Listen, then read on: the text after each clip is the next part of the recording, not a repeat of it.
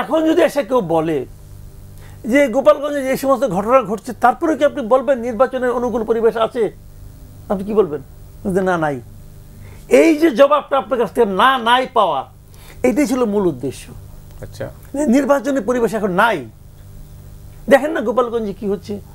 আমি যখন ইলেকশন দিব তখন কি আমার গোপালগঞ্জে ইলেকশন দিতে হবে না? ওখানেও তো ইলেকশন দিব। ওখানে এনসিপি মতো এরকম একটা মহান দল কোনো প্রার্থী দিতে পারবে না, এটা কি হইলো? যা কিছু ঘটেছে এটা কোনোটাই অপ্রত্যাশিত ছিল না। আচ্ছা, এনসিপি তাদের মার্চ টু গোপালগঞ্জ নামে যে এটা করেছিল, এটা তারা খুব ইন্টেনশনালি করেছিল। তারা এই তারিখে ঠিক মানে আন্দোলন, জুলাই আন্দোলনের যে আজকের দিনটা তো খুব গুরুত্বপূর্ণ। আজকের এই দিনে তারা ওখানে যেতে চেয়েছে ইচ্ছে করেই, যে একটা গন্ডগোল বাঁধক। এটা মানতে হবে আপনাকে যে ঢাকা শহরের পরিস্থিতি আর গোপালগঞ্জের পরিস্থিতি এক না। আপনি যতই আনন্দের সঙ্গে এবং খুব সফটলি আপনি যতই যেভাবে বলেন না কেন, আপনি হয়তো মানে একটা পার্টি নিষিদ্ধ করে দিয়েছেন, মানে একটা ছাত্র সংগঠনকে নিষিদ্ধ করে দিয়েছেন, এবং আপনি একটা রাজনৈতিক দলের রাজনৈতিক কর্মকাণ্ডকে নিষিদ্ধ করেছেন। তার মানে এই না আপনি নিষিদ্ধ করার সঙ্গে সঙ্গে মানুষের মন থেকে, হৃদয় থেকে পার্টিটা ভ্যানিশ হয়ে গেছে। এটা হওয়া সম্ভব না। সম্ভব না এই কারণে, যখন একটা স্বৈরাচারী সরকার এই ধরনের ঘোষণা দেয়, সেটাও মানুষ ভয়েও ভ্যানিশ করে না।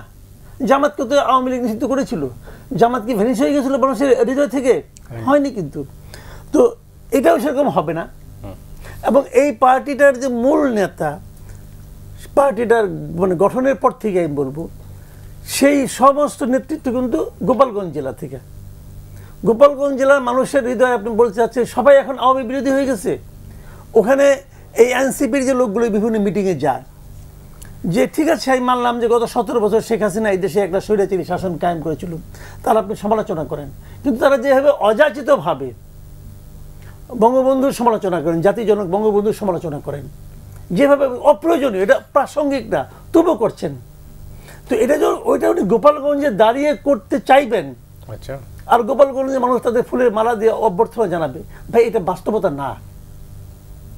তারা এটা জানে, তারা জানে না তা না, তারা জানে। তারা জেনে শুনে করছে, কারণ এটা কেওয়াজ বাজানোর মূল লক্ষ্য। এবং তারা যে কারণে গিয়েছে তাদের উদ্দেশ্যটা তো ফুলফিল হয়েছে। মারামারি হয়েছে, গোলাগুলি হয়েছে, 3-4 জন দেখলাম আহত হয়েছে, গুলি খাইছে। ওখানকার পরিস্থিতি আরও উত্তপ্ত হয়েছে। ওখানে 144 ধারা জারি হয়েছে তো। তো এগুলি কোনটাকে আপনি স্বাভাবিক বলবেন? স্বাভাবিক না। এখন যদি এসে কেউ বলে যে গোপালগঞ্জে যে সমস্ত ঘটনা ঘটছে তারপরে কি আপনি বলবেন নির্বাচনের অনুকূল পরিবেশ আছে? আপনি কি বলবেন? না, নাই। এই যে জবাবটা আপনার কাছ থেকে না নাই পাওয়া, এটাই ছিল মূল উদ্দেশ্য।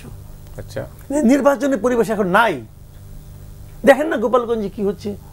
আমি যখন ইলেকশন দিব তখন কি আমার গোপালগঞ্জে ইলেকশন দিতে হবে না? ওখানেও তো ইলেকশন দিব। ওখানে এনসিপির মতো এরকম একটা মহান দল কোনো প্রার্থী দিতে পারবে না, এটা কি হইলো? হইলো না তো। অতএব এনে বলে না যে লেভেল প্লেইং ফিল্ড নাই, অন্তত গোপালগঞ্জ তো নাই। তো এটা তো একটা এক্সকিউজ হিসেবে অসাধারণ, এবং এইটাই ক্রিয়েট করা ছিল উদ্দেশ্য বলে আমি মনে করি। আপনি বলতেছেন সাজানো বলছি না তো, তাহলে এটা হলো কি আপনার প্রি প্ল্যান্ড। সাজানো এক জিনিস, এটা আর কি জিনিস, মানে তারা জানতো এই ঘটনাগুলো ঘটবে, মানে যে ঘটনাগুলো ঘটেছে এটা এনসিপি ঘটায় নাই, কিন্তু পরিকল্পিত বলছেন।